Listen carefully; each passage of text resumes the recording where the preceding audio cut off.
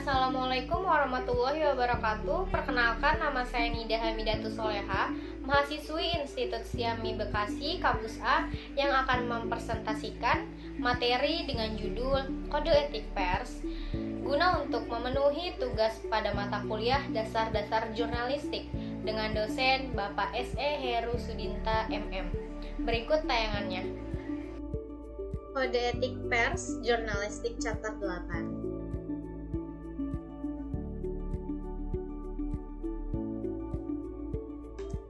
Kode etik pers ini biasanya digunakan sebagai pedoman operasional suatu profesi. Karena wartawan merupakan sebuah profesi, maka dibuatlah kode etik jurnalistik sebagai pedoman operasional dan juga sebagai landasan moral dan etika agar seorang wartawan senantiasa melakukan tindakan tanggung jawab sosial. Kode etik jurnalistik pun berisi apa-apa yang menjadi pertimbangan, perhatian, atau penalaran moral profesi wartawan. Tercantum dalam Undang-Undang Nomor 40 Tahun 1999, Pasal 7 Ayat 2 tentang pers, yaitu wartawan memiliki dan menaati kode etik jurnalistik. Definisi pers yaitu dalam Undang-Undang Pers Nomor 40 Tahun 1999, pers adalah lembaga sosial dan wahana komunikasi massa yang melaksanakan kegiatan jurnalistik meliputi mencari, memperoleh, memiliki, menyimpan, mengolah, dan menyampaikan informasi, baik dalam bentuk tulisan, suara dan gambar, serta data dan grafik maupun dalam bentuk lainnya, dengan menggunakan media cetak, media elektronik, dan segala jenis saluran yang tersedia. Pers adalah badan yang membuat penerbitan media massa secara berkala. Secara etimologis, kata pers dari Belanda atau press dari Inggris atau presse dari Prancis berasal dari bahasa Latin, persare dari kata premier yang berarti tekan atau cetak.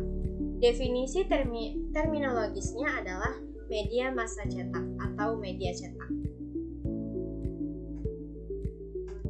Selanjutnya ada kebebasan pers. Kebebasan pers dalam bahasa Inggris ini adalah freedom of the press, yaitu hak yang diberikan oleh konstitusional atau perlindungan hukum yang berkaitan dengan media dan bahan-bahan yang dipublikasikan seperti menyebarluaskan, pencetakan, dan menerbitkan surat kabar, majalah, buku, atau dalam material lainnya tanpa adanya campur tangan atau perlakuan sensor dari pemerintah.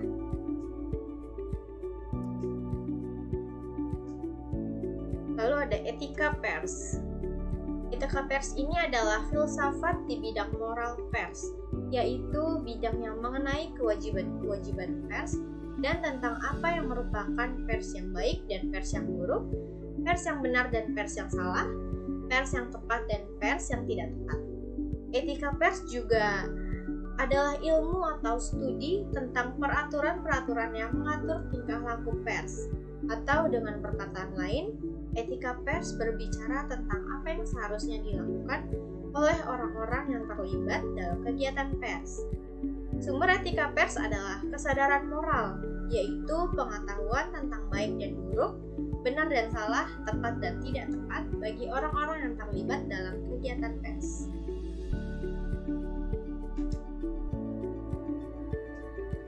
Lalu ada unsur-unsur dalam etika pers.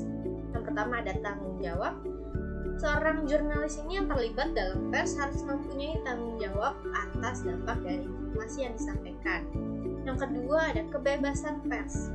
Semua orang, termasuk jurnalis, boleh dengan bebas menyampaikan informasi yang bisa dipertanggungjawabkan kepada masyarakat tanpa penghalangan.